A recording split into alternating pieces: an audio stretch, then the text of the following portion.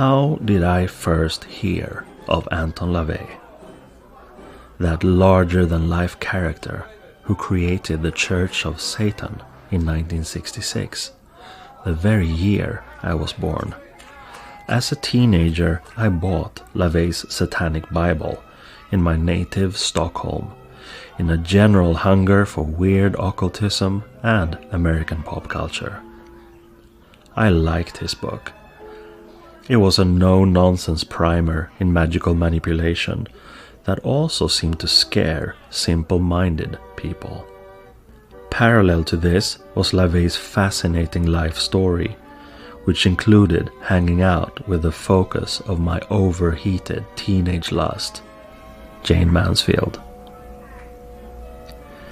In 1987, my band White Stains released the record Sweet Jane, which was a tribute to LaVey, Mansfield, and to the relationship they had. Encouraged by my friend Genesis Peorage, I sent the record to the Church of Satan in San Francisco. I thought that was that, but it wasn't. I received a letter from Anton LaVey, not only praising the initiative, but also making me a member of his church. My mind gently melted. A mythic iconoclast had sent a sign of approval in my direction. And all I'd really done was to record a song with far too many words and some amazingly out-of-tune electric guitars.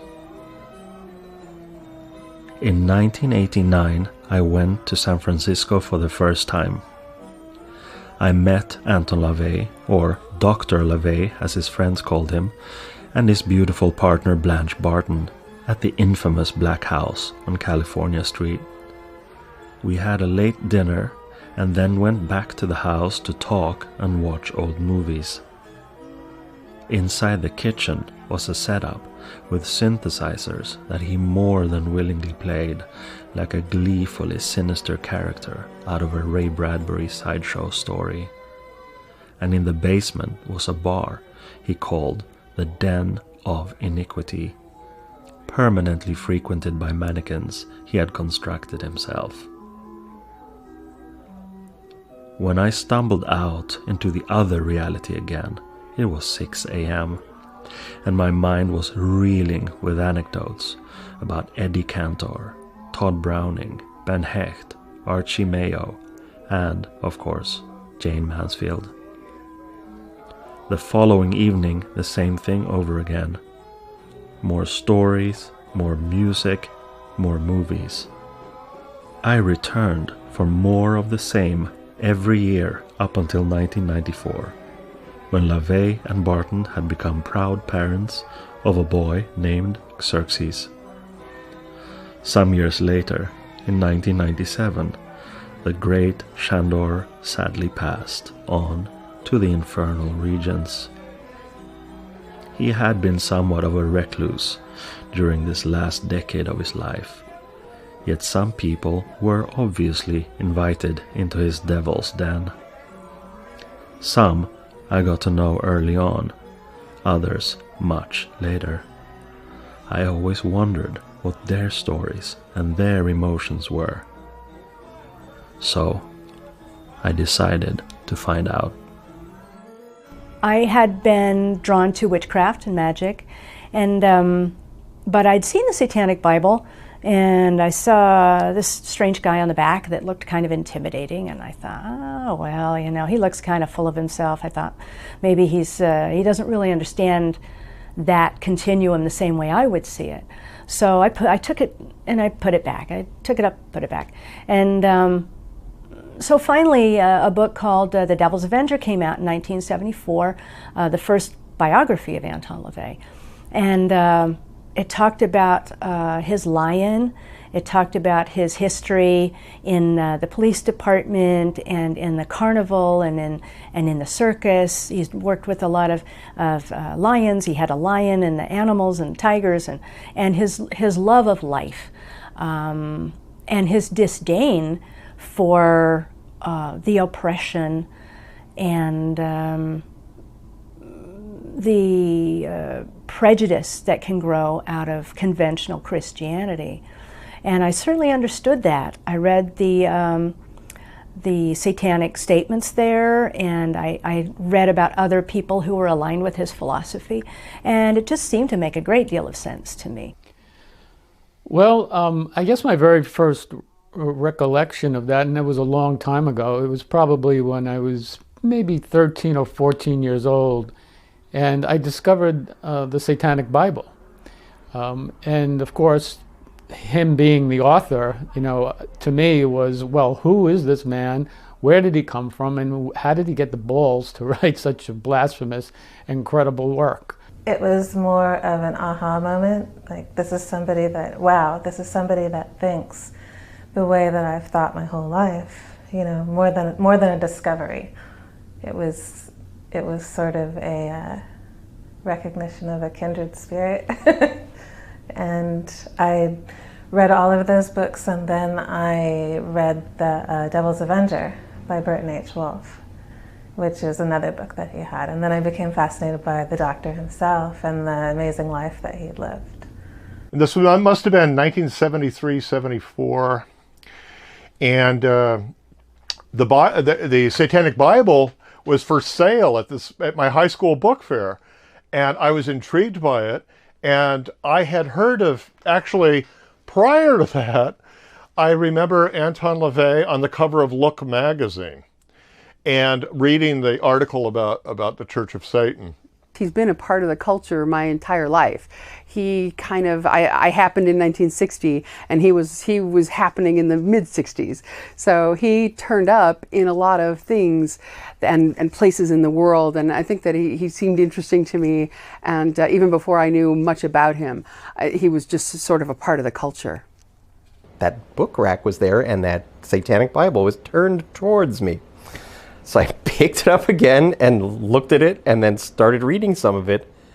And I was immediately felt not only an excitement at the tasteful drama that it had, but the principles resonated with me just in this cursory glance, looking through the Book of Satan and then reading a little bit of the other essays just as I'm standing there and waiting online. So I said, I've got to take this home. I've got to get to read this whole thing because makes me very curious, and certainly not like other religious scriptures. So when I got home, I read it that night, and beforehand I'd considered myself a skeptical materialist atheist, and then I now added the much more appropriate definition of Satanist to myself, and that was the beginning. When I moved to San Francisco, I made a point of meeting him, and it was not that difficult for me to do so.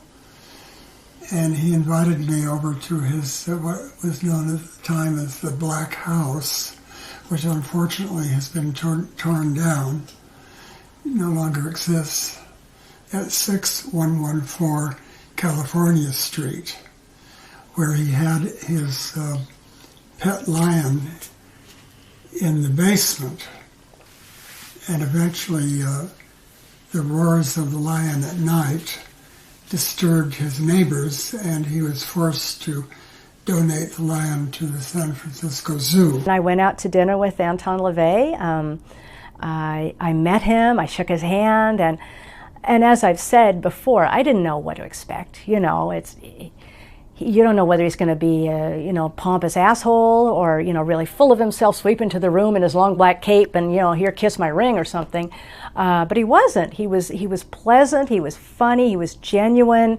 He was joking. He knew music and references that movies that I knew and that was familiar. And then we went back to his place and he played music the way that I would hear it in my head. He just. And that was a gift that he had, was he could connect with people through music. That was one of his magical abilities. He knew people and he knew music. And someone would walk into the room and he'd pluck a song that I knew he hadn't played since I'd known him. And they would say, I haven't heard that song since I was 10 years old, and they'd fall in love with him, and so yeah, I was mesmerized, and he said, he wrote me a letter, He said, you will be in San Francisco. You know, you're needed here, and you will come here.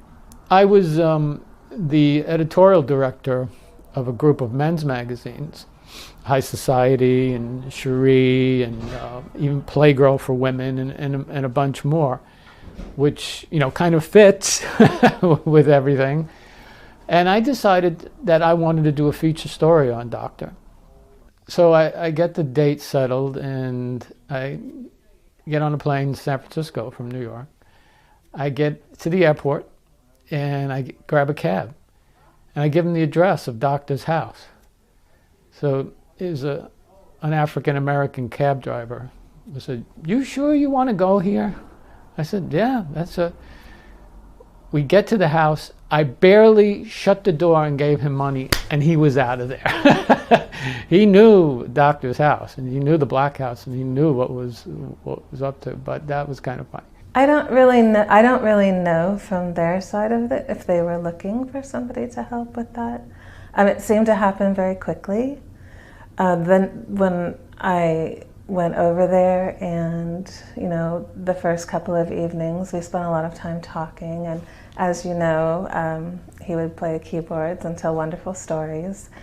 And at some point in the evening, we'd watch a movie or several movies. And we just all got along really well. It was a really good fit. And I don't remember exactly when it became an official thing that I was to work there, but probably after the first few times that I went over. In 1990, I moved to San Francisco, and the people that I was hanging out with knew him, and eventually we were invited over to the famous Black House. So we started to go over and hang out once in a while, maybe one night every 3 weeks or something. And I would bring my projector and show 16 millimeter film, so I was always on 16 millimeter, and he had a lot of 16 millimeter hanging around. And I remember one night after the movie, we all got in his van, and Blanche, and we drove to an all-night diner in the Sunset District. So that was hilarious and great. It was a great experience, like being up at 3 o'clock in the morning with him, driving through the streets, deserted streets. I had first been working as the research director at Hustler magazine, and we had done an interview with him. And as the research director, I was responsible for the factual accuracy of all printed material in all Larry Flynt publications. So I had a staff, but I wasn't going to hand this one to anybody because I had known who he was for so long. And so I ended up not ever speaking to him. I ended up speaking with Blanche Barton, who became a very good friend. And then through another set of circumstances with another friend, I kept hearing, "Oh boy, LaVey would really love you," and "Oh, LaVey would really love you." And I'm like, "Dude, set it up." And so eventually it got set up, and it was delightful. I mean, we were instantly fast friends, and it was just wonderful. So it was one of those friend of a friend things. When you got to know him, he knew carnies, he knew magicians, he played the organ regularly at the Philosophers Club. He was at one point the only registered theremin player in the Musicians Union in San Francisco. He was a really interesting guy who had lots of interests and lots of passions, and he just sort of got pigeonholed into, "Oh, well, yeah, Mr. Satan, Church of Satan, boom, that's it," and everything else kind of doesn't get talked about, and that to me is the most fascinating thing about him. And I mean, already they appointed me as a representative pretty much right away, because they saw that I understood everything, and that they said, you know, you can go out and talk about our philosophy to people and media and whatever. So like even before meeting me in person, they had sort of taken that leap of trust with me. So we went out there, and our first meeting was to meet at Izzy's Steakhouse, that wonderful restaurant. And when we got there, we took a cab. We were staying at the Press Club because Blanche suggested that. She said, "Oh, it's, you know, very reasonable, and it's old and musty and kind of has history. You don't want to stay in any just regular hotel. Like, this would be very cool." And it was really kind of awesome. It had like a stinky old pool and like the cat clock on the wall, and our room had the map of the world behind the headboard that was old, yellowed, and peeling. It was just amazing. It was like being some kind of Indiana Jones thing going to the Press Club. But we got dressed and went into Izzy's, and when we went in the door, suddenly we heard a voice boom out, "Peter Gilmore and Peggy Nadramia!"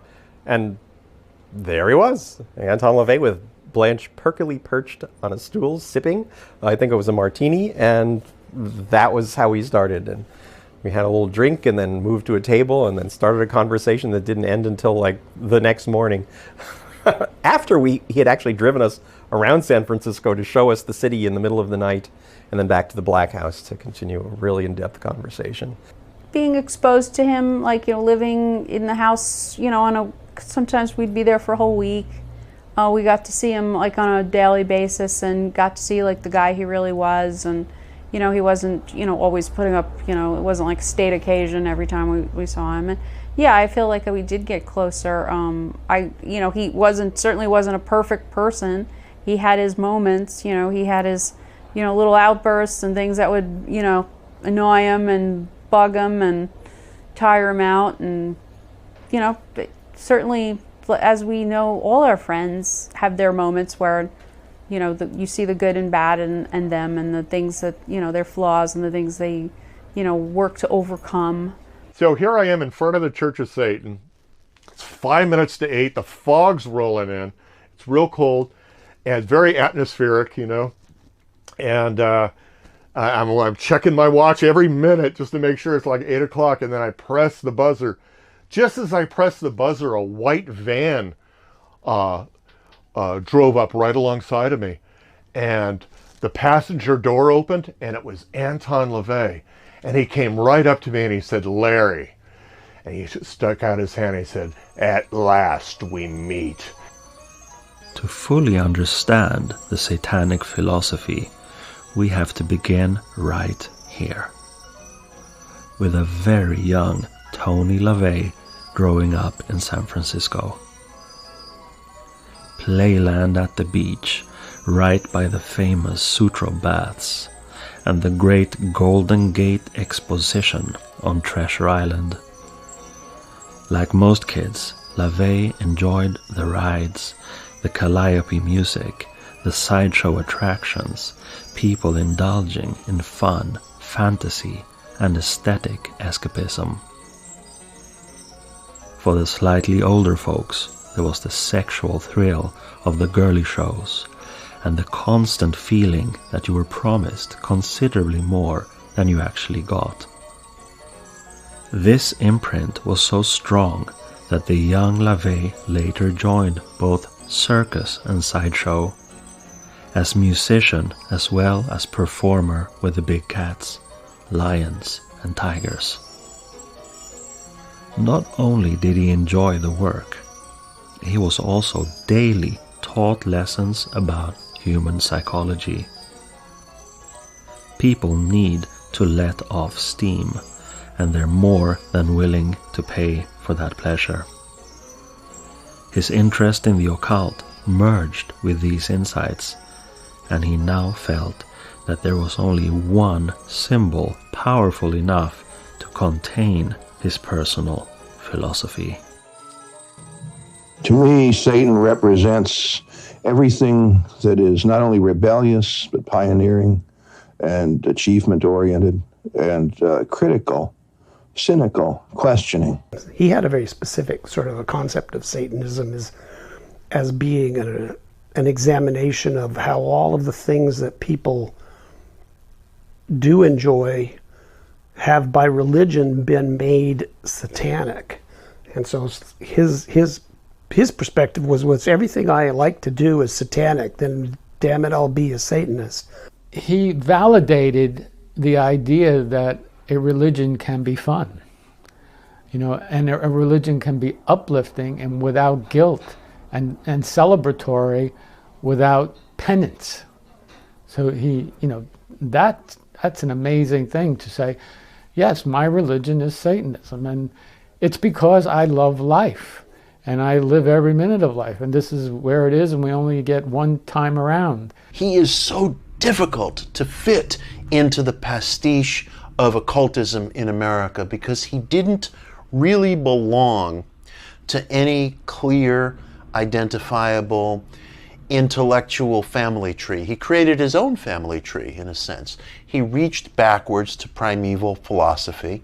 He reimagined the idea of the satanic in a way that had historical integrity, but was also new, I think, in terms of the Western, modern, media-saturated world. And he embraced aspects of carny culture. He embraced aspects of performance culture. He embraced aspects of the horror movie and the Gothic cultures. And he brought his own aesthetic sensibility to it all and wrapped it up in this neat, wonderful, infernal package. I'd say unchristian more than anti-Christian, because I feel anything, if it works for people, is what they should go for. If they find that it gives them solace, if it gives them something in the way of a belief system to keep themselves going, and they're staunch Christians, fine, it's all right with me. I'm not going to try to steal them from their belief or try to convert them, because if it works for them, it's all right. But you see, alternatives are sometimes very threatening, and Satanism is an alternative. LaVey was somebody who was much more in tune with the reality of human nature and the gray areas of existence, which is really where everything happens. And he knew that. And that's why, that's the real secret, I think, to his philosophy, that it's a Lebensphilosophie, like Nietzsche talked about, which it can actually be lived by human beings because it's not contrary to human nature, whereas most of these big religions have set something up which is almost impossible to fulfill. It's contrary to human nature in many ways, and LaVey was good at eviscerating that kind of hypocrisy. Well, Anton LaVey affected pop culture very specifically in bringing out this idea of the devil as having some kind of active symbolic presence, that he'd wear the horns, the horned headpiece and his red-lined cape, and would cavort with nude altar women and saying occult words like Shem Hamfarash, and then saying Hail Satan, and no one had said Hail Satan before. That was not part of the culture. Like, that suddenly became part of the culture. He gave a context to a sort of ritual that was literally satanic, not just the Our Father backwards or some kind of simple blasphemy or blasphemous inversions of Christian practice. He created a positive satanic practice which hadn't existed before. And that inspired so many people that when you thought of Satan, even though it was part of history, you can find the way Milton handled Satan, and you could find, Byron's dealings with that. You can look through art, imagery, Dory's images of Satan, and Blake. All of these people in the past, all these romantics of sorts, were satanic in that they would look at the figure of Satan as something positive and about self-liberation and self-glorification. And he tied into all of that, but he brought it into a contemporary American setting so that it wasn't always looking at some musty old thing where you were looking at some old etching or we're reading some old poem. Suddenly here was something fresh and very active. And then by him doing interviews and doing videos like Satanis and appearing on these different interview shows, suddenly there was this man who looked like the devil, to the popular culture, and was talking about Satan as this positive role model. Artificial human companions, total environments, seeing through the film of religion and not respecting the Catholic Church or Christianity and the machine that has represented it for 2,000 years as sanctified and holy and the only giver of life and truth. On the contrary, we're finding out more and more and more despicable, vile, disgusting things that have happened in the name of Christianity and protected by the hierarchy.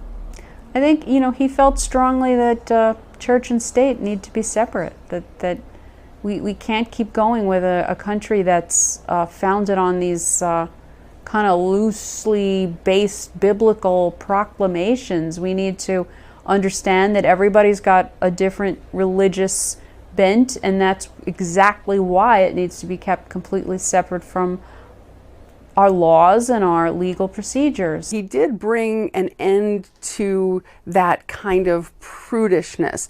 He brought forth the idea of indulgence over abstinence, which is our first principle, that Satan represents indulgence, not abstinence. And it's just about embracing life and taking life and wringing out every last bit of whatever you want. He didn't care much for hippies. But I can see why. Because the hippies were about unconditional love, and Satanists are about purely conditional love. I don't love you because I have to. I love you because I want to. He saw that people were wringing their hands and making a lot of to do and gaining political power, societal power through the poor me syndrome. And we see this manifesting everywhere now, worldwide, and people are acknowledging it as the cult of victimization.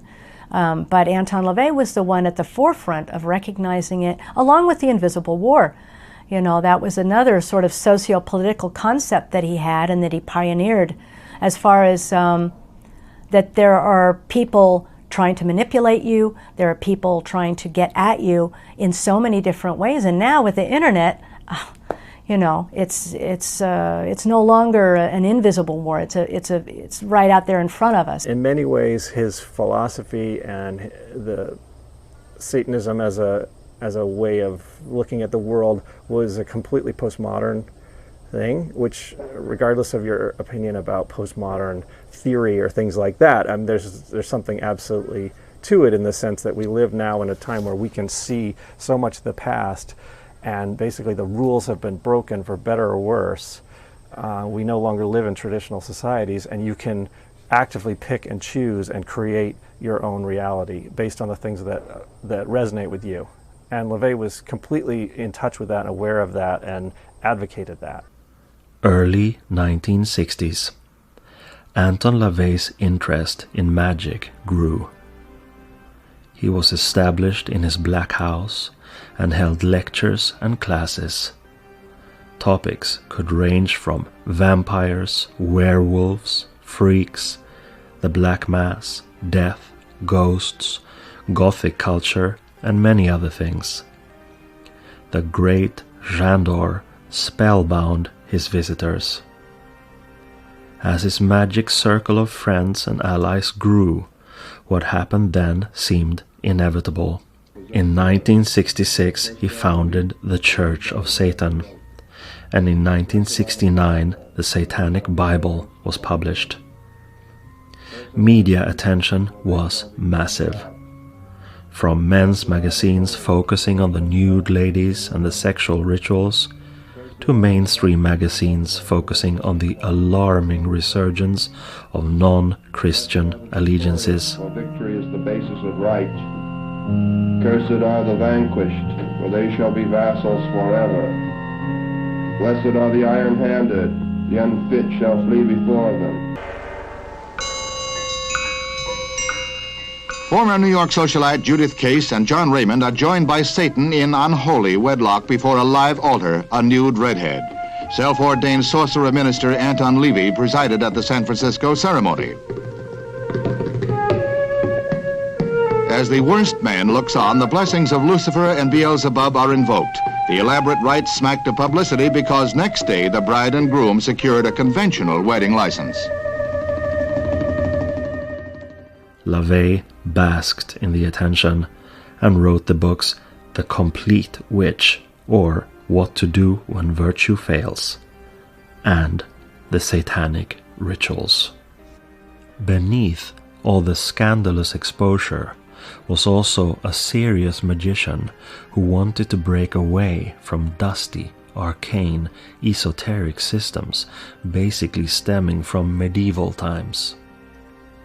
LaVey came up with new magical concepts based on psychological insights gained as much from the carnival as from Sigmund Freud, as much from playing the organ at dive bars as from Friedrich Nietzsche.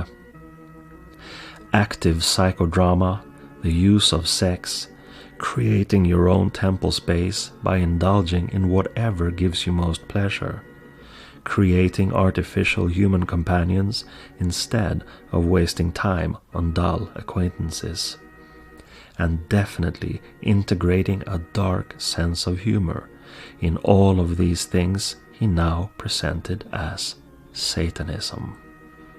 The ideal satanic society would be a stratified society, a society in which each individual would be free to live within a total environment of his or her own choosing.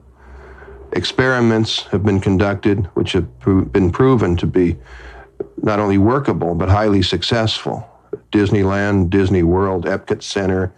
We know the type of effects these can have on people who wish to be able to not only play a role, but live out a role in their chosen lifestyle that is most conducive to happiness. Any who would enter such total environments who cannot conduct themselves in accordance with the rules, the regulations, the tenets of these environments would be excluded.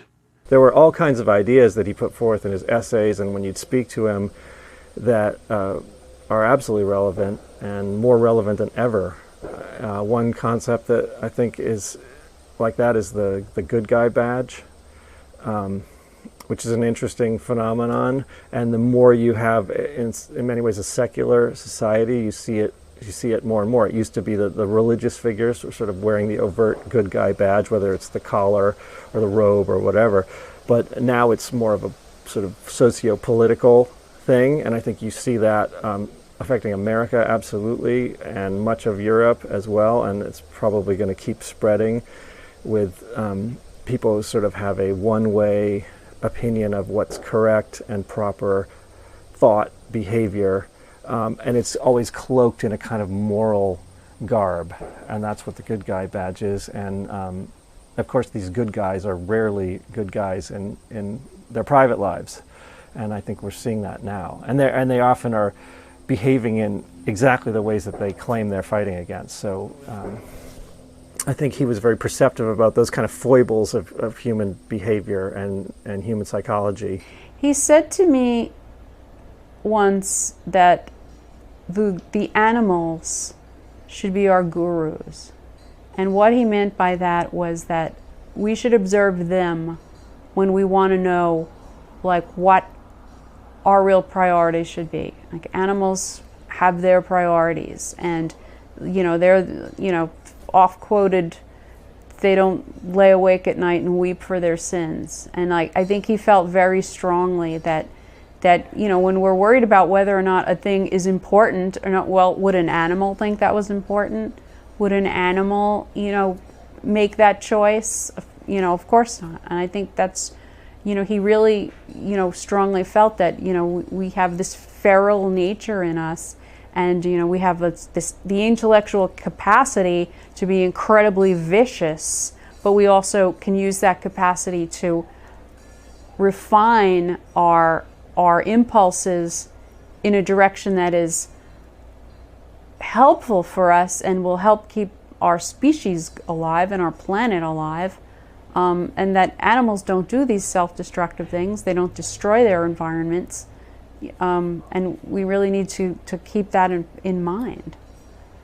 He wrote another essay, I believe it's in the Devil's Notebook, about don't bathe, and he was a big believer in people being natural, and if you douse yourself in perfume, not only is it going to stink and alienate a lot of people, but it's not, any woman could wear, any man could wear that scent. So if you're trying to establish a relationship with someone that's exclusive attraction to you, you don't want to smell like 30 million other people. You want that unique scent to be associated with positive things in you. Well, years ago when I was in San Francisco, I was very fascinated with artificial human companions. I worked as much as I could day and night to fabricate people that would be more interesting, more stimulating, more enlightening, and certainly more palatable easier to get along with than real flesh and blood human beings. Everyone will be able to have a real companion, custom made, in the ideal imagery of his or her desires. I think that's going to be great, because everybody wants to feel better than somebody else.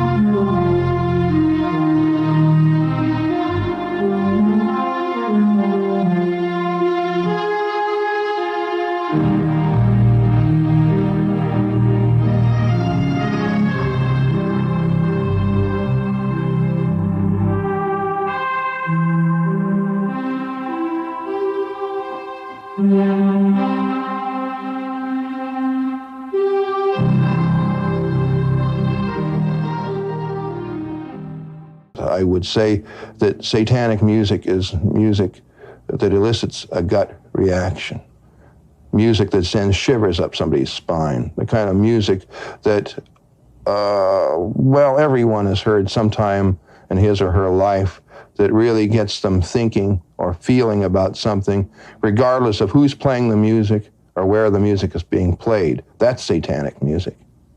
So one of the things that Dr. LaVey would do is we'd sort of hang around and talk until very early in the morning, and then we'd go to bed.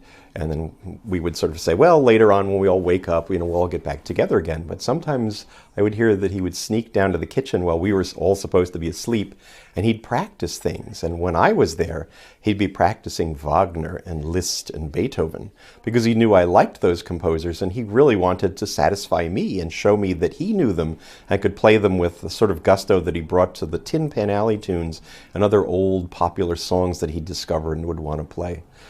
And that was so sweet of him, that he really felt that much of a kinship, because we would talk about those composers, Sousa and his marches, and Strauss and his waltzes, and then the other Strauss and his tone poems. It would be really kind of a wide-ranging discussion of all kinds of music. Damn it, you're going to have to reevaluate your ideas of what satanic music is. It's not rock and roll. Real satanic music is music by Franz Liszt, the Mephisto Waltz, The Ring of the Nibelungen by Wagner, Dance Macabre by Saint-Saëns, Night on Bald Mountain by Mussorgsky, music by Berlioz, music by Rachmaninoff, Debussy, music by contemporary composers. Irving Berlin wrote God Bless America. He also wrote In Your Easter Bonnet, the Easter Parade. But people don't realize that Irving Berlin also wrote Pack Up Your Sins and Go to the Devil. He wrote Stay Down Here Where You Belong, where the devil is talking to his son and telling him that there's more hate up above than there is in hell down below. I think you better start thinking about real satanic influences in music, because that's the kind of music you're going to be hearing, and your children might just be listening to.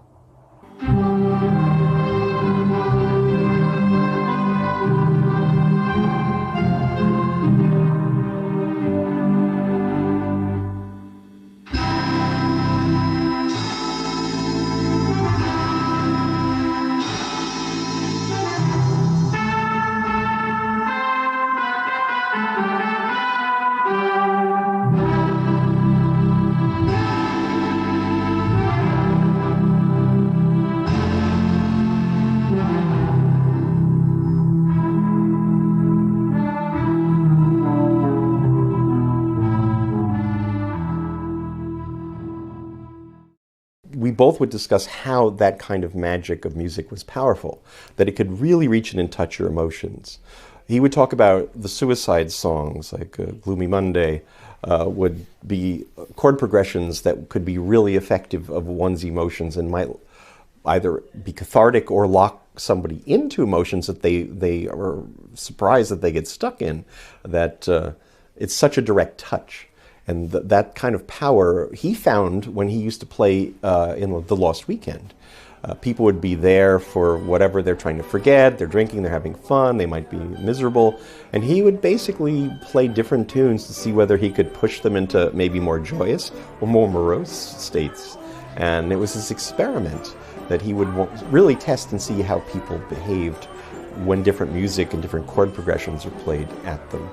And he found some fascinating results, and it was his totally a laboratory for him to work that way.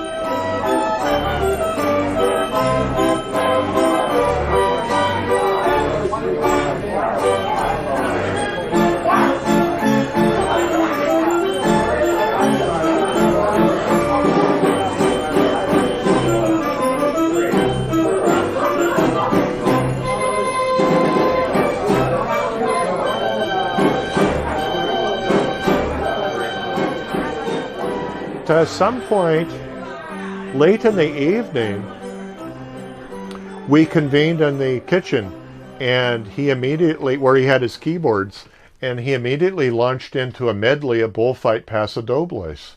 And that went on, I would say, or at least 45 minutes. He went from one to another. Many I had never heard before, but I would recognize the rhythm of it as being a pasodoble. And these were dramatic bullfight songs. And then I was just so impressed. And he wasn't even looking at sheet music. This is stuff he had done, he had memorized. And he played everything from memory. And then he launched into The Ride of the Valkyries by Wagner, which is really, you can imagine, was extremely dramatic and wonderful. And he played me the theme song from Treasure of the Sierra Madre. And he said, "You recognize that?" And I said, "No, what was that?" He said, "That's the theme from Treasure of the Sierra Madre." And I said, "Oh," I said, "that was one of my father's favorite films." He said, "Mine too." Music for him was his ritual. And he later brought in the idea of all the formal ritual trappings that other religions had when he decided to create something that was a religion. He felt, let's take the trappings. But for him, whenever he did ritual in his house, the music was one of the most important aspects. And so that informed everything that he did.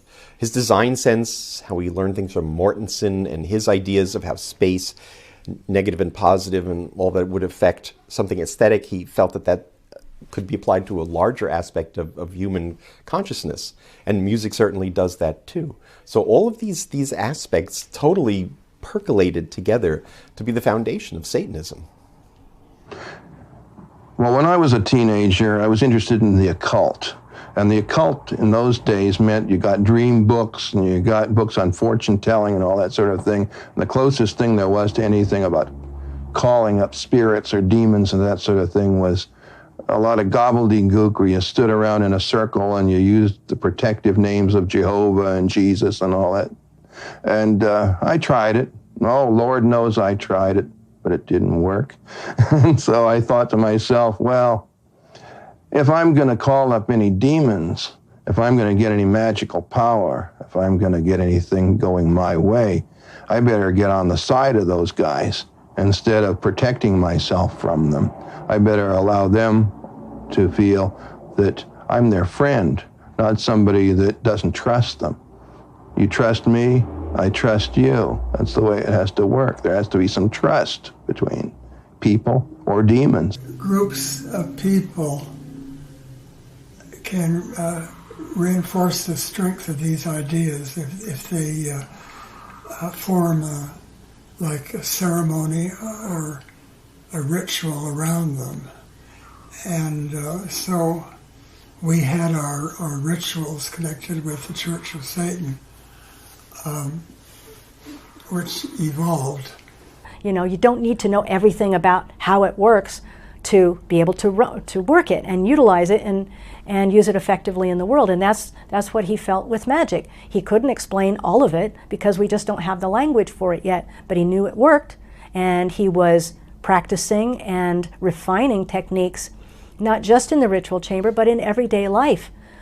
Feeding things in, weaving things in your conversation, in what you think about, in the things around you. That's where total environments come about, is feeding yourself. It's all about feeding your conscious and your unconscious mind, your subconscious mind, to achieve your goals.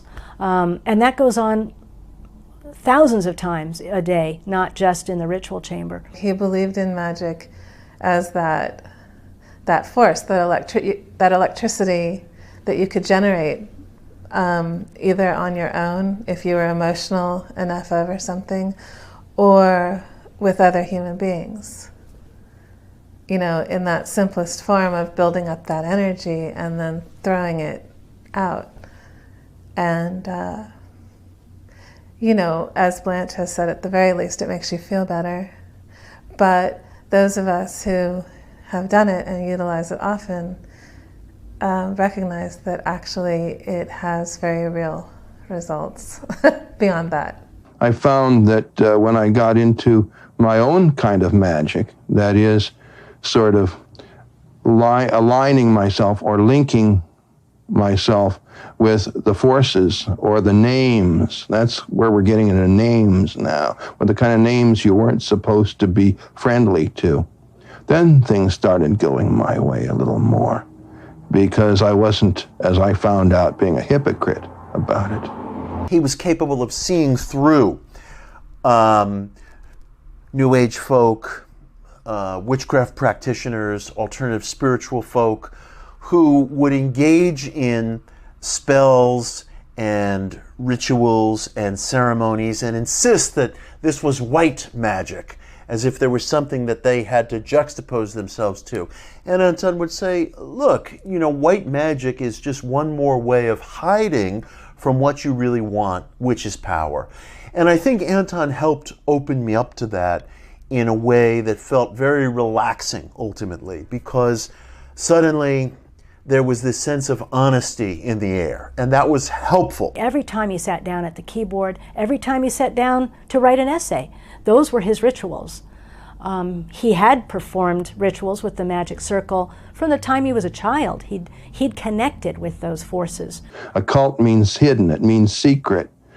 The very word indicates something that other people aren't doing. If everybody's doing it, then it's not a cult, it's pop.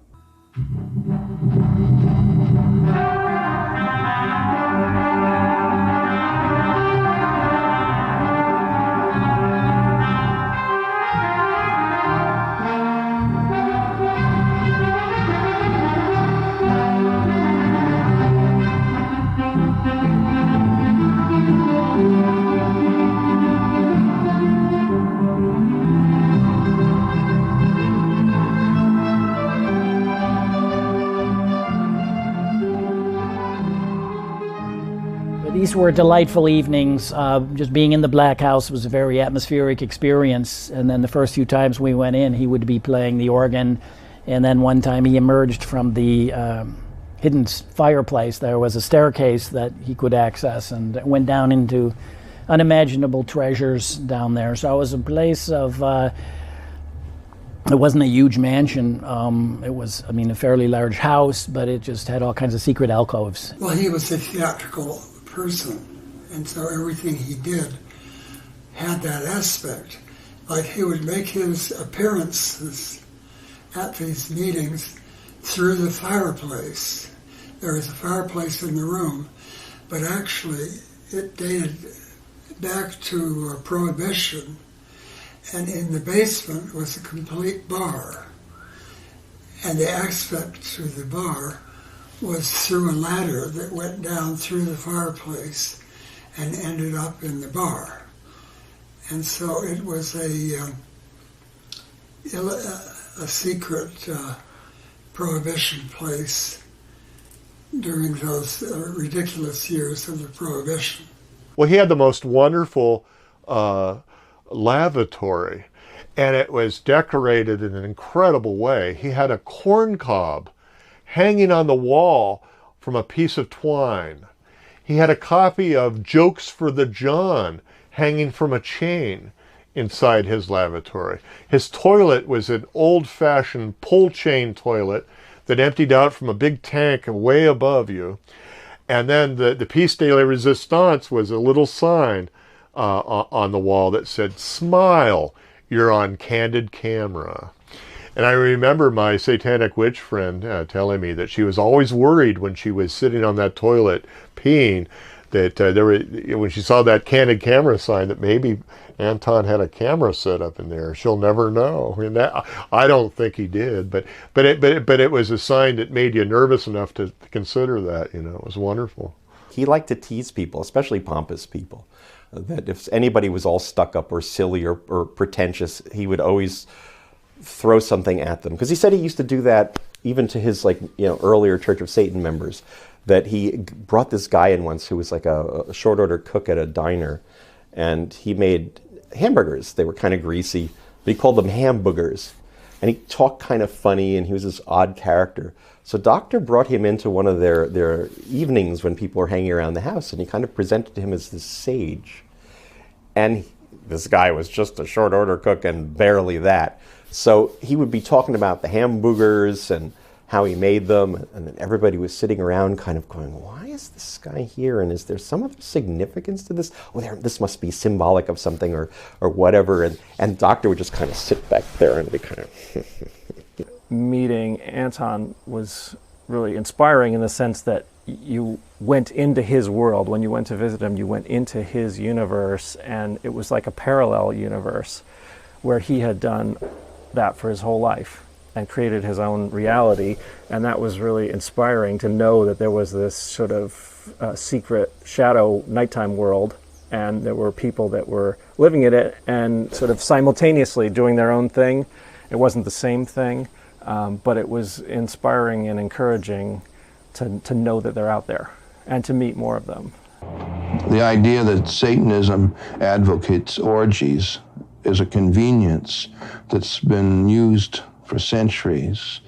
I personally don't see any fun in orgies. I witnessed a few, and they're just not my thing. But I suppose if people are interested in orgies, that's all right too. I wouldn't say that it's a prerequisite of Satanism. As a matter of fact, I would say that Epicureanism is more a prerequisite of Satanism. Epicurean sex meaning you're a little bit fussy about sex partners. Anything or anyone doesn't necessarily serve the purpose. Sex is and should be a more personal thing than what it has become. I loved reading The Satanic Witch because it was new stuff, but not new stuff. It was nothing new, but it was new to me to read it expressed in so many words, and it was very helpful to me as well. That book is a little bit outdated. It's basically just a card catalog of his fetishes, which is fine, but there's sound philosophy in it. And at one point, I brought him a copy to have it signed. And he said, "Oh, the book about you," which I thought was very, very charming. But true, it really is true. And that when I was reading it, that was exactly what I thought. Oh, yeah, I knew that. Yeah, I knew that. Oh, interesting. I never really thought of it that way. So it was very thought-provoking for me. Because I had always gotten sort of criticism because I'd always been, very feminine. And then when I became a teenager, it's another dimension to that. And, so then I'd be, why do you wear, why do you have to look so sexy? Why do you wear, your dress is tight? Why do you wear all that makeup? But I was doing it just out of my natural way of being. That's just the way that I was. And my parents were sort of, not the hippie generation, but just after. And their aesthetic was very different, and they didn't really understand. So when I cracked open that book and I read it, I was like, see, I'm right. I'm right, this is me. So a lot of it was very natural for me. This was back '66, he started the organization, and before that he had his witches workshops, teaching women how to bend men's mind to their will, owning your power. And I get frustrated with people now dismissing him as being ancient, heteronormative and misogynistic, which is a complete lie. I'm against sexual guidebooks, the things that make a job out of sex, not even a pastime, but a chore. And sex should be something that's wonderful. It should be something that's exhilarating. It should be something that's relaxing. Some people see the Complete Witch as sort of a backlash to, Yeah, it was all about Twiggy and sort of women dressed in their father's oversized clothes and trying to be men, trying to own masculinity.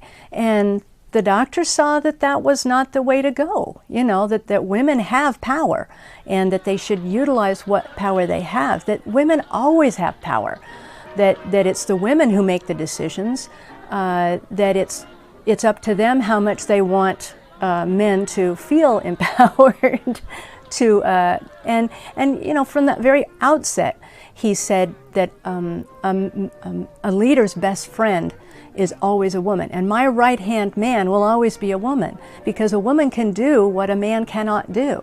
And he, in his description in The Complete Witch, the Satanic Witch, of the demonic, he said that that's an expression of the male's or the female's other self, you know, and you are attracted to someone who expresses some demonic within you that you can't express. For example, he himself, being a very sort of dark, mystical, Ming the Merciless sort of affectation on the exterior, he liked a sort of very curvy, very gum-popping mall type, you know, some sort of bouncy blonde, smart-talking woman that could take charge and really call it as she sees it, you know.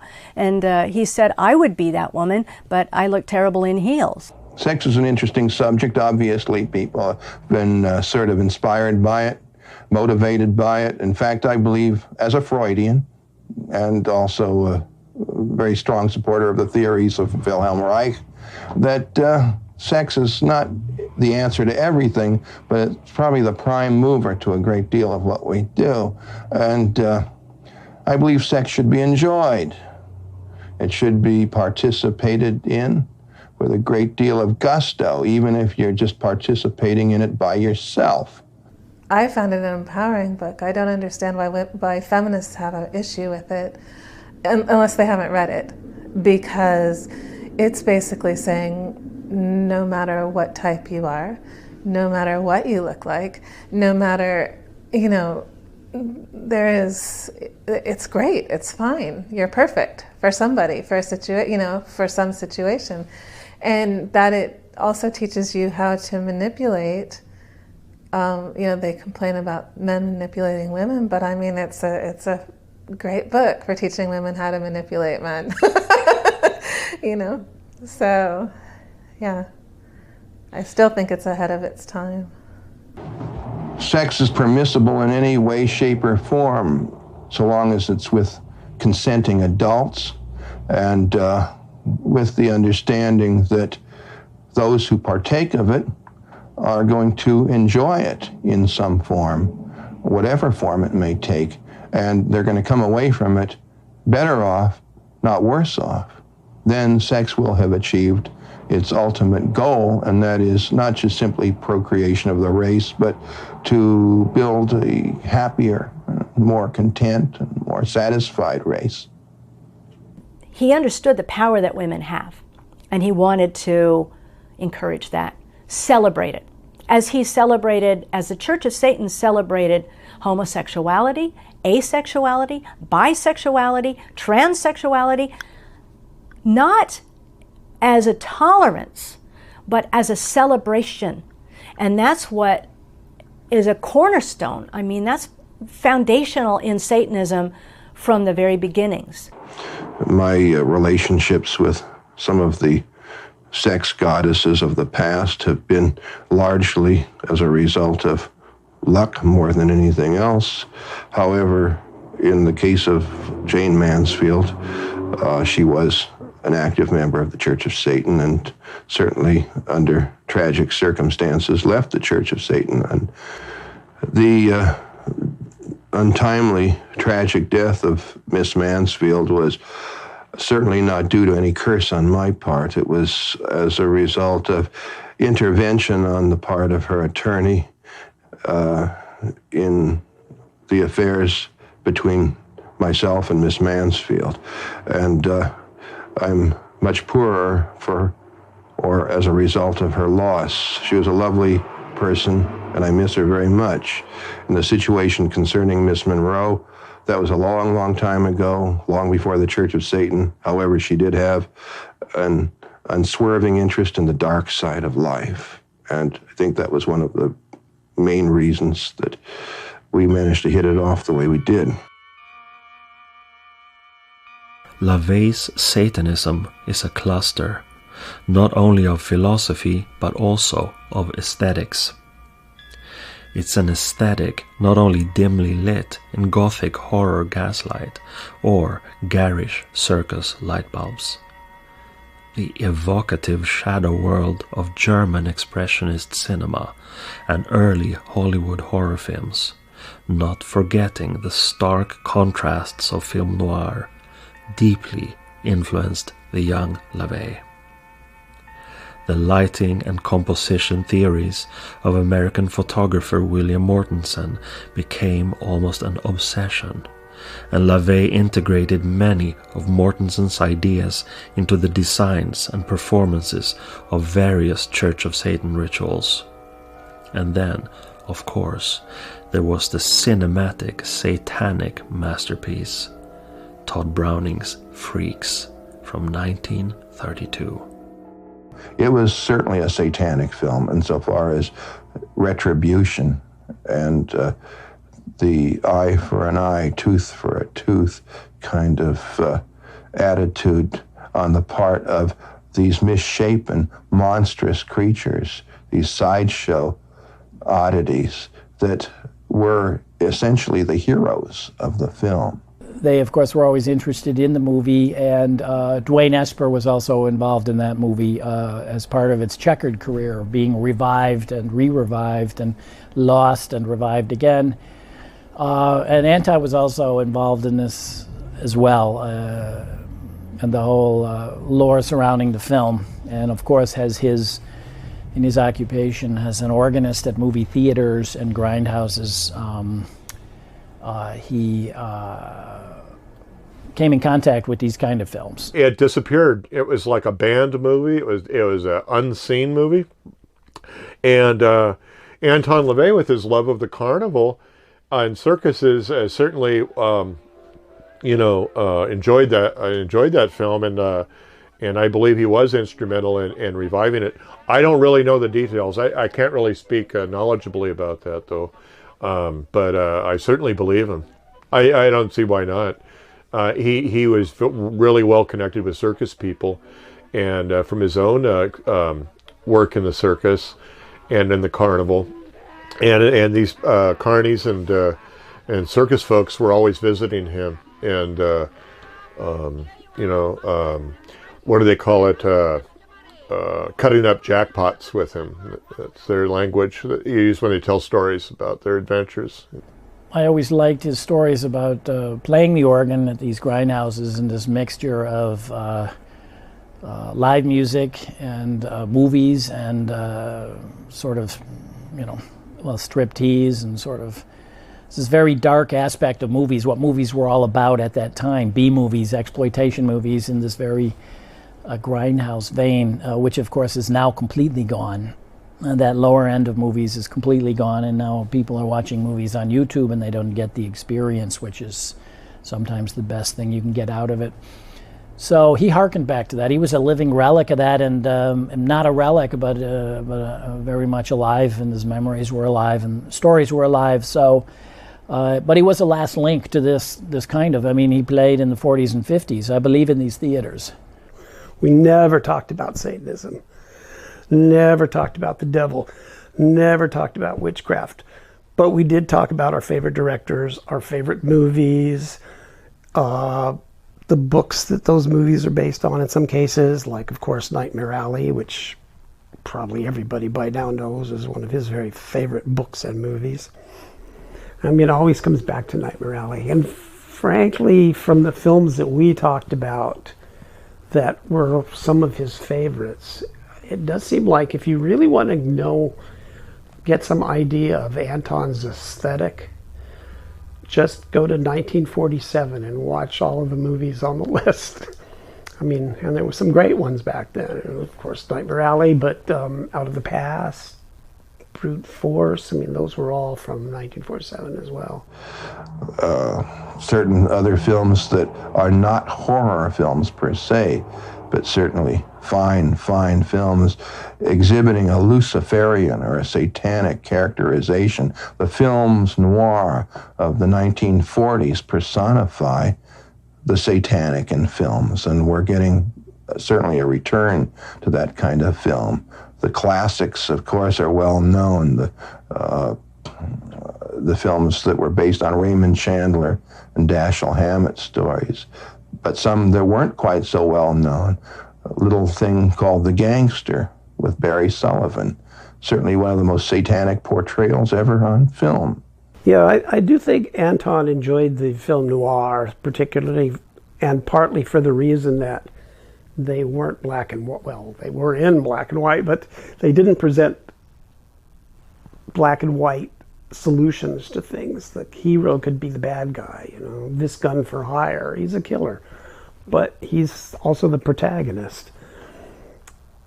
And I think that appealed to Anton a lot, because I think he recognized that you can't look at the world in this really simple, cut and dry approach that is still foisted on us a lot. It's kind of, you know, this is good, this is bad here, and I still see it today. Nothing's much changed except the films are in color now. He's put himself in front of the camera a few times. Certainly that Joe Pine interview he did was absolutely terrific. I saw that. I watch that from time to time. It's always great. He's always so well-spoken when he's put on the spot by somebody like Joe Pine, who's antagonistic to begin with, you know, tries to ridicule what he believes and everything else, and LaVey just fires right back at him. But you're a bad cat.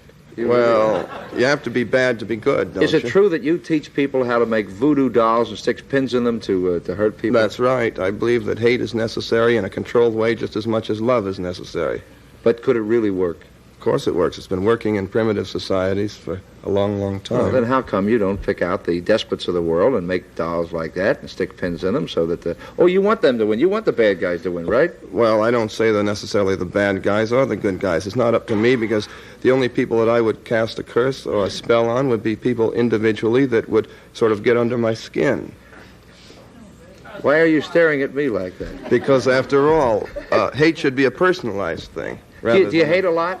No, not really. I am a pretty flexible person.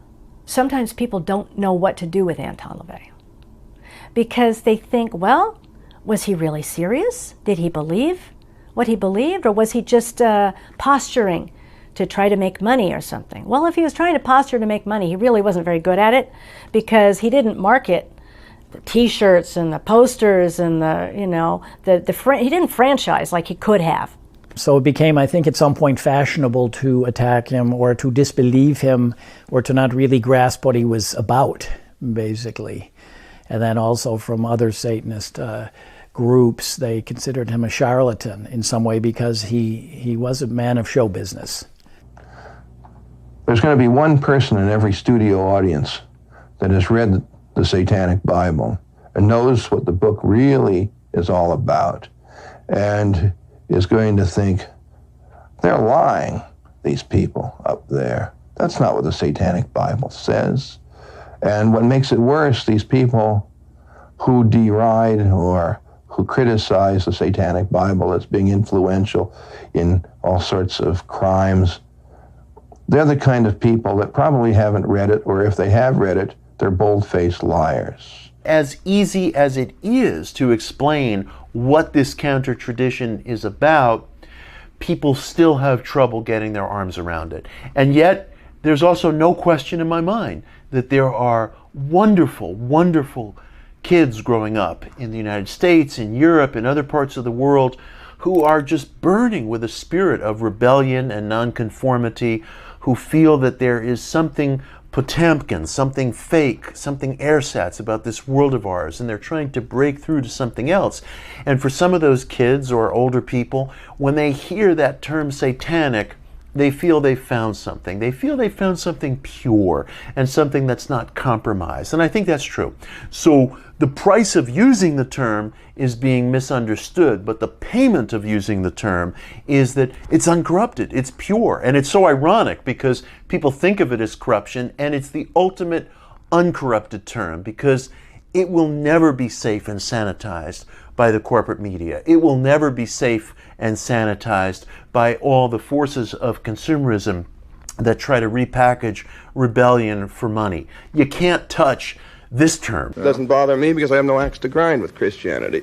I feel that if Christians are good Christians, they want to be Christians, fine, if it's working for them. Same with any other religion. The only thing that I would preach would be that people that aren't successfully enjoying their lives as much as they should might sort of flip the coin over and see what's on the other side. But the misrepresentation, I think, was on the part of people who actually could look at the philosophy and realize that it was something that could be attractive beyond the trappings, and that made them feel threatened, that they really didn't want to see that supported or communicated clearly because it could undercut what they were doing. The concept of God has given the world much beautiful music, many beautiful works of art, and certainly I feel God exists, but the name for God, of course, is different from many different people, and I feel that God is that force, whatever God one chooses to pray to or to command. In the case of Satanism, rather than pray, I feel whatever God exists should be the God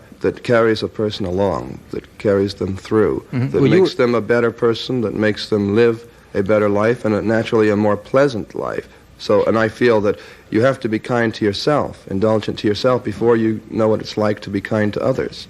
He challenged Christianity. That is the biggest of all, and gave a home to all of the alien elite who felt that they had no home.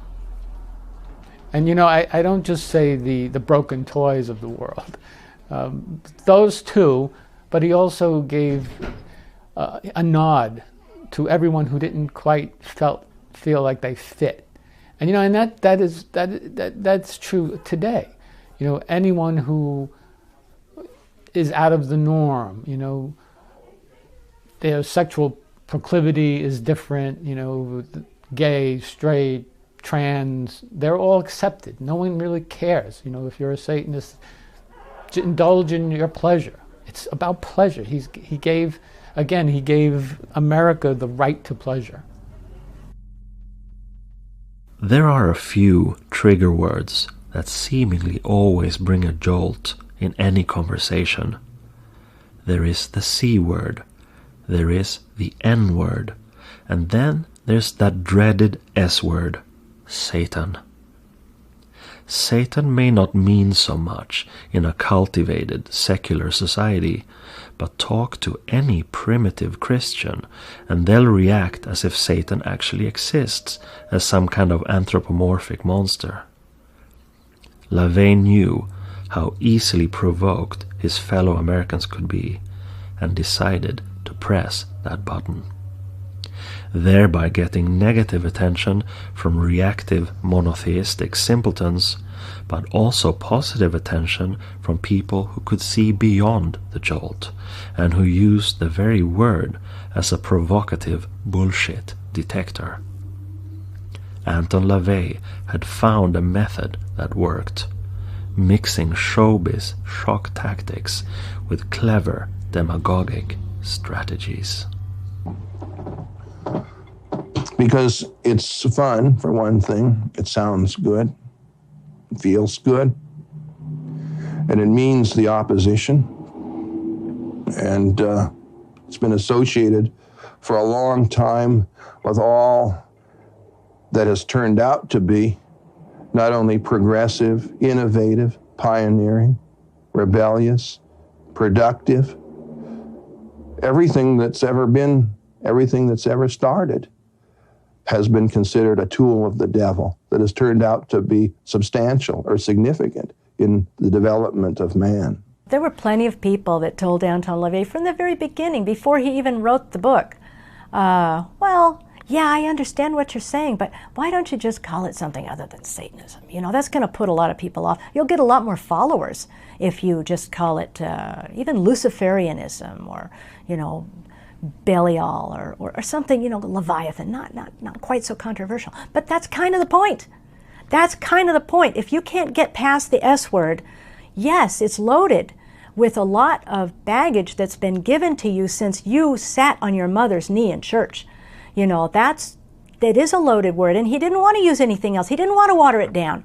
He wanted it to be a thunk over the head for people, because if you are reacting to that word, think of all the other trigger words that are being sold to you or given to you or you're being used by.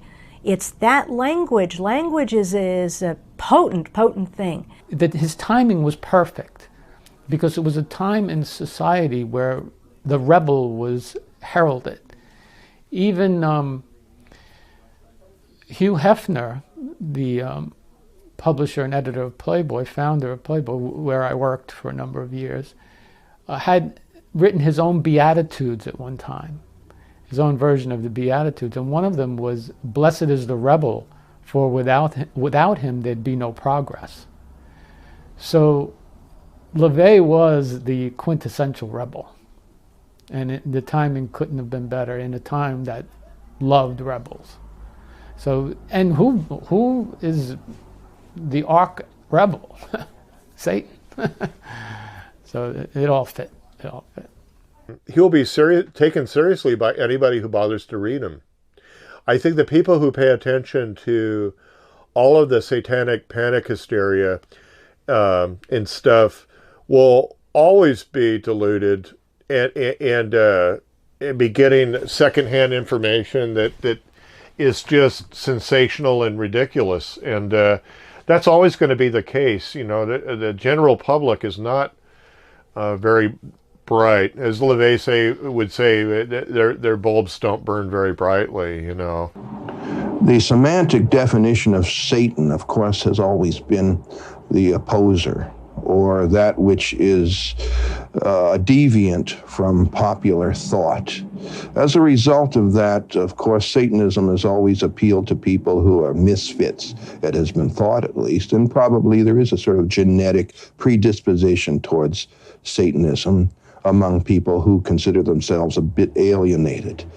And I would say definitely Satan is a very real force to be reckoned with, and the semantic term or the definition of Satan definitely is what I feel and certainly practice as Satanism, and that is opposition to popular trends, opposition to givens, or to what happen to be the thoughts that are not questioned or not to be questioned.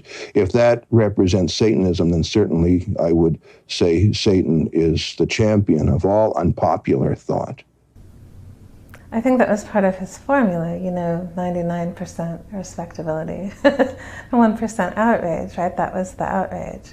Because he was well-spoken, and he was obviously intelligent, and he was personable, and anyone who met him liked him, very charismatic.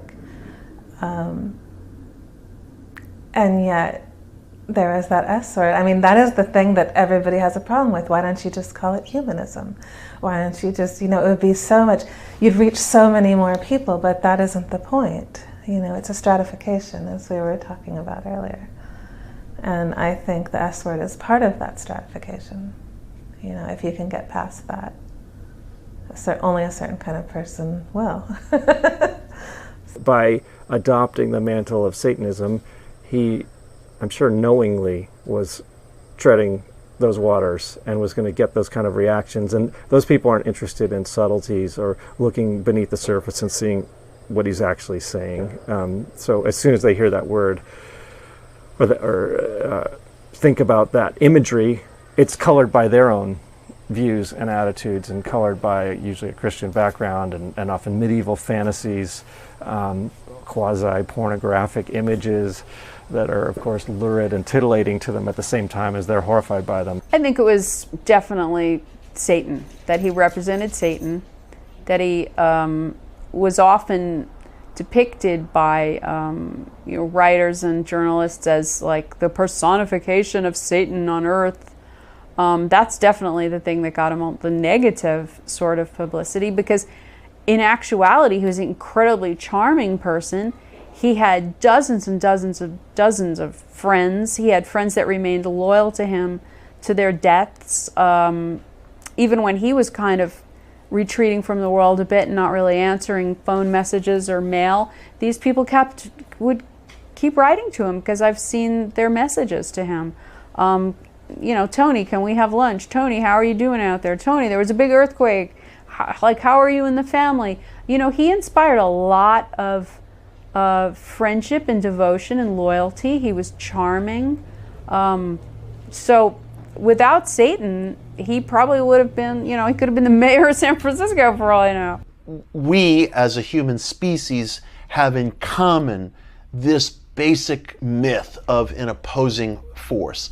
And Anton performed a brilliant and penetrating resurrection of this idea as one that wasn't evil or maleficent in any traditional sense, but was an idea that embodies the energies of the rebel, the revolutionary, the romantic, the usurper, even the emancipator. Satan is exciting, either pro or con, but Satan is exciting. You throw a boulder into the pond with Satanism. If you just are an atheist, it's a pebble. And that was the impact that was necessary. That there are so many people who are different kinds of atheists and humanists, and very few of them had the kind of immediate worldwide impact that Anton LaVey achieved just by putting on that horned headpiece and standing in front of the sigil of Baphomet and raising a sword and going, "Hail Satan!" Like, that shattered everybody. It blasted the doors open and demanded to be paid attention to.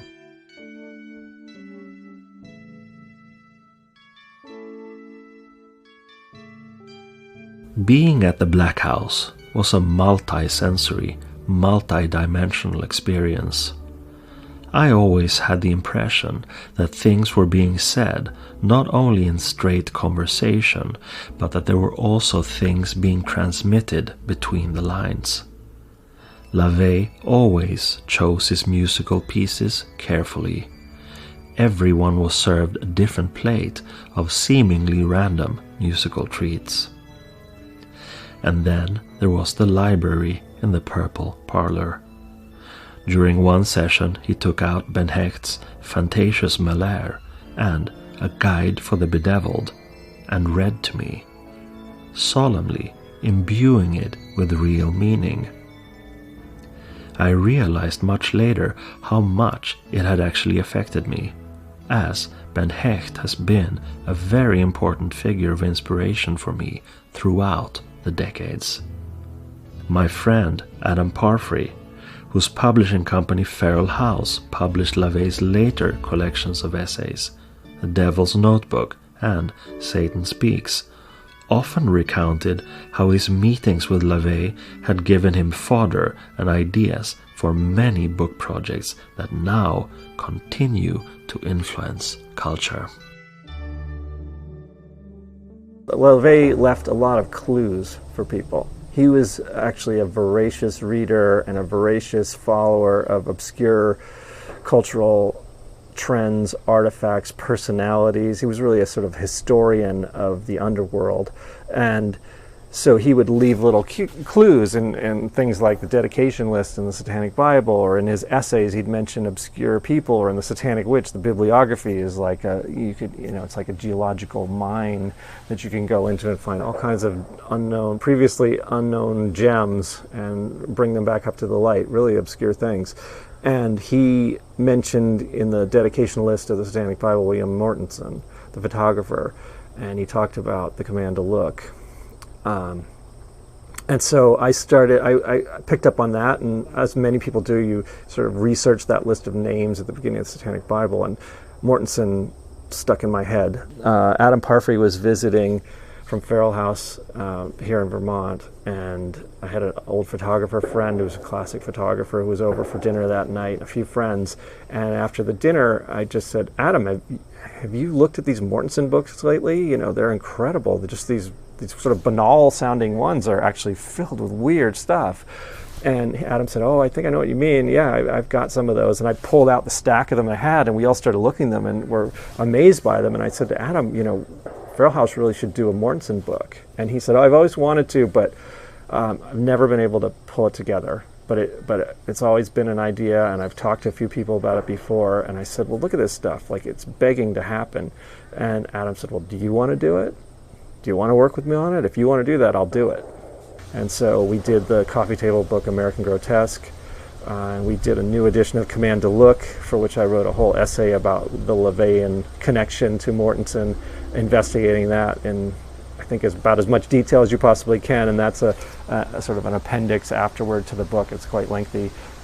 So that's now part of my life. And Mortensen's having a renaissance kind of in the wake of those projects, and I'm just, it's only sad that Anton wasn't around to see them, because they definitely bear his stamp. I think he planted things in people that he saw that they could appreciate, that they could bring something to fruition, because he often said, you know, that he never was going to live long enough to do all the things that he wanted to do. And so by having these different people that were doing all of these different things, and maybe even people like me who at the time, you know, I was just figuring out exactly who I was and what I was going to be doing, you know, but because of his influence and things that he planted in there later on, I could draw from that. Being a Satanist and being involved with Satanism for so many years now, of course the culmination of that, the pinnacle, if you will, was me being able to write The Satanic Warlock, which is now part of the canon, which in my wildest dreams I never thought that would happen, but it did. And matter of fact, when I did meet with Dr. LaVey for that time, I said to him, why is there not a counterpart to The Complete Witch, or The Satanic Witch as it became? He goes, well, no one has decided to write it. And he said, why don't you write it? My philosophy and his philosophy, we just agreed with each other. I didn't need to read a book to know that I agreed with him.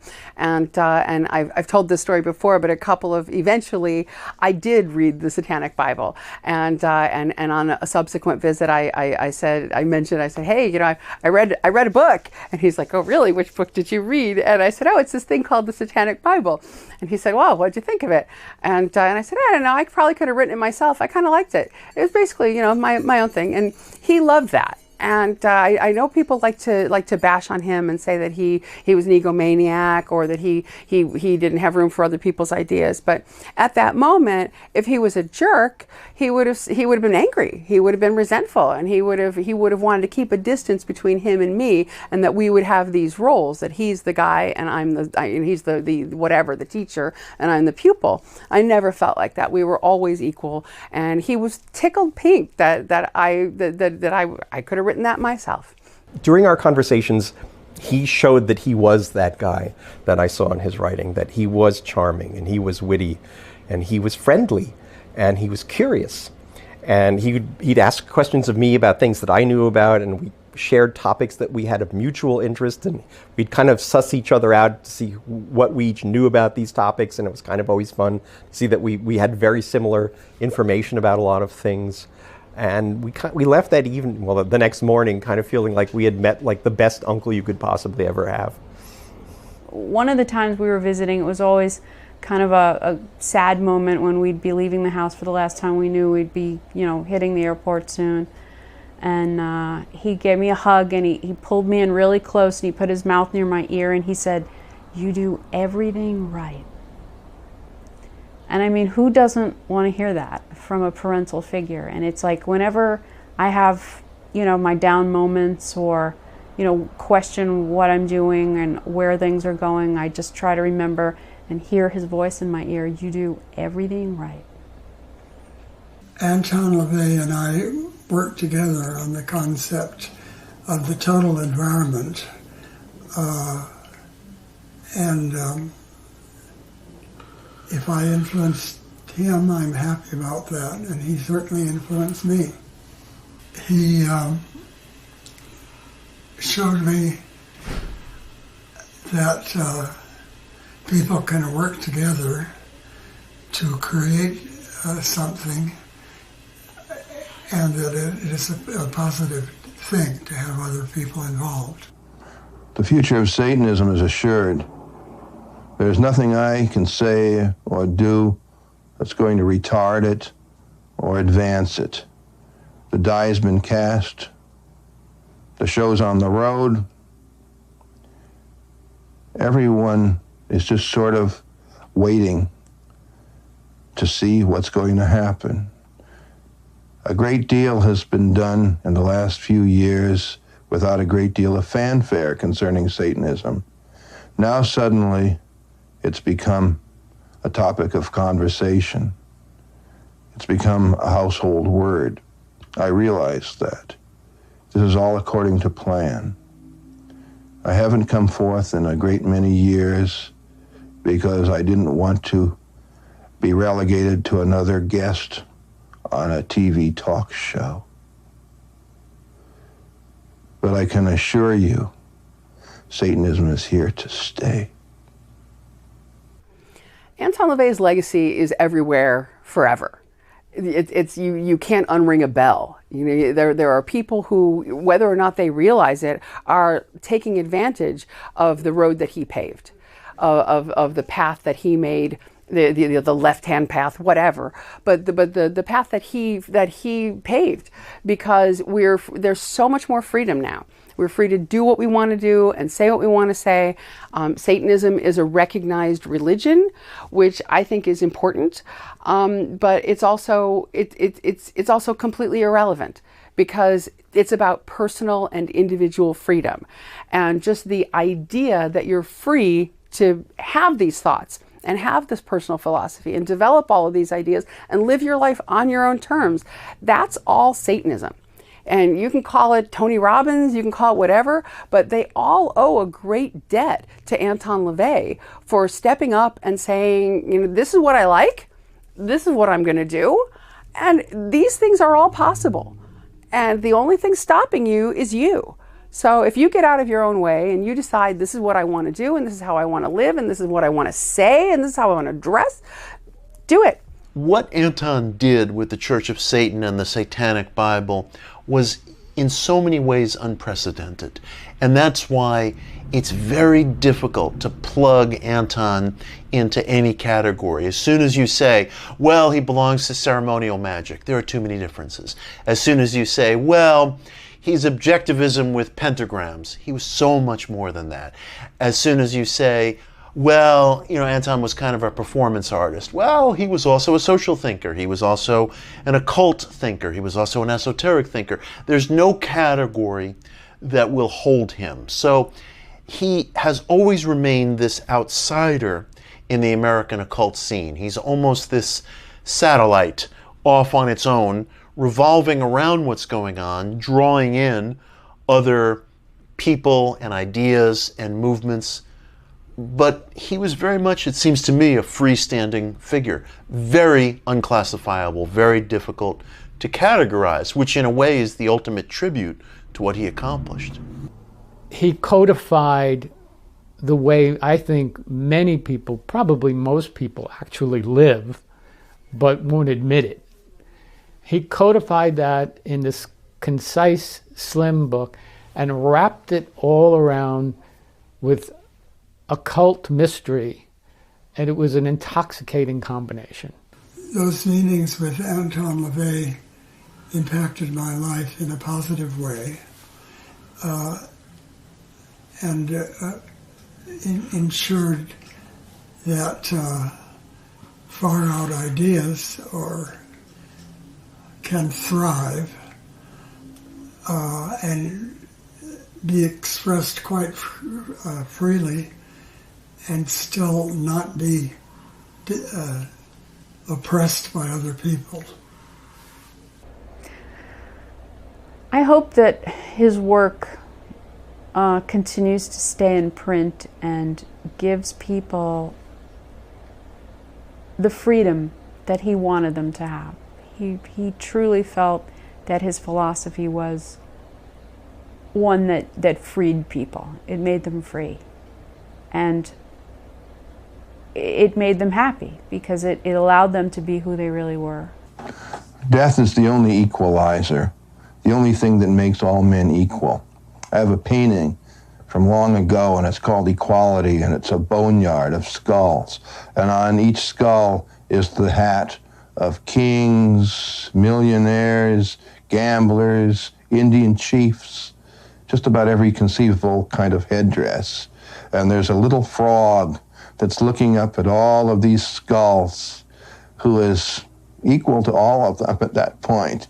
And if it seems I'm a bit morbid about these sort of things, it's really because I love life very much. And it's been said that I can't possibly love life, that I'm a very unhappy man, or must be a very unhappy man. And I would say that I'm a very happy man, an extremely happy man, in a compulsively unhappy world. You know, in all areas of the arts and music, everywhere, you'll find the Satanist who's just kicking ass, killing it, you know.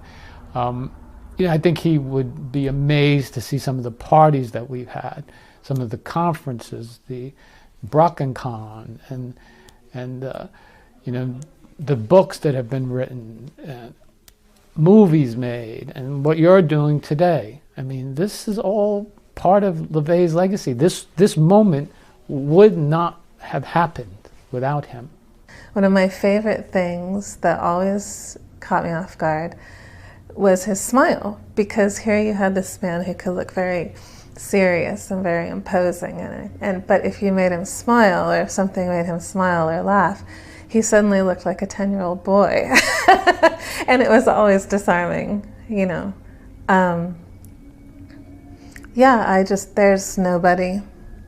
There's nobody like him.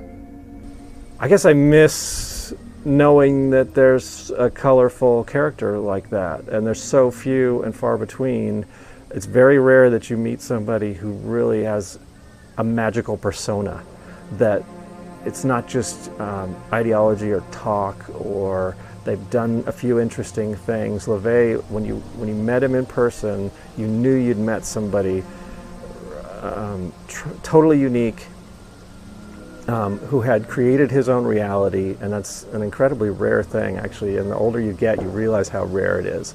So those kind of people are so few and far between, and it's so special when you do happen to encounter one and spend any amount of time with them, even just minutes. It sort of changes your perspective on things, and I would say actually renews your faith in humanity a little bit, which is interesting, because LaVey was very much a misanthrope who didn't have much use for the vast majority of humanity. He was a man of deep conviction, and through all of his misanthropy, I would have to say he was an idealist, or else he never would have done what he did. He believed that, you know, like he said, I'm a happy man in a compulsively unhappy world, and he did his damnedest to try to point people in the right direction toward celebration and happiness and enjoyment of this life here and now. Because as far as we know, this is all we get. And you better make it a damn fine party.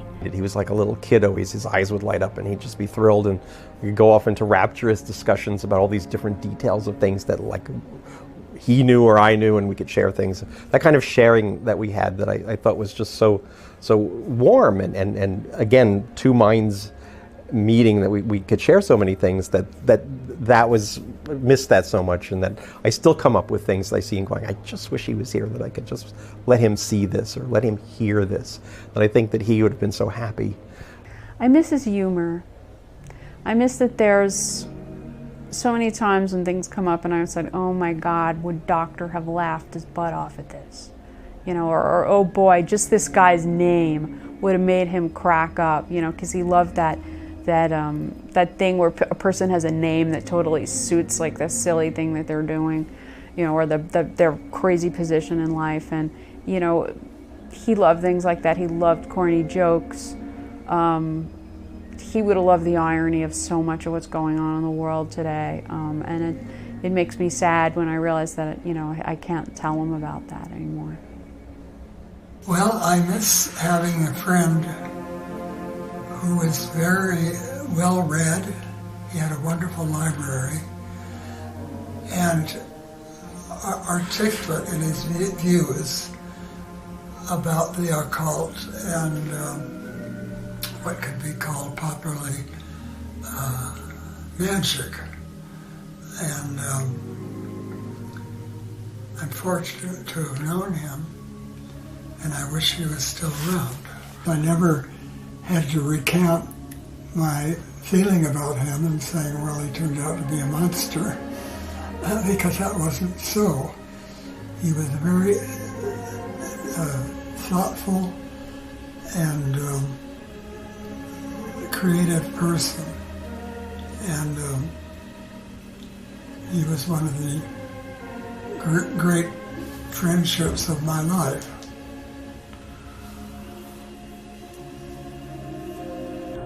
He was my world. He was everything. And I remember when the incident happened in '95, and going up and down the hallways, and the doctors told me, we don't know how much functionality he will regain.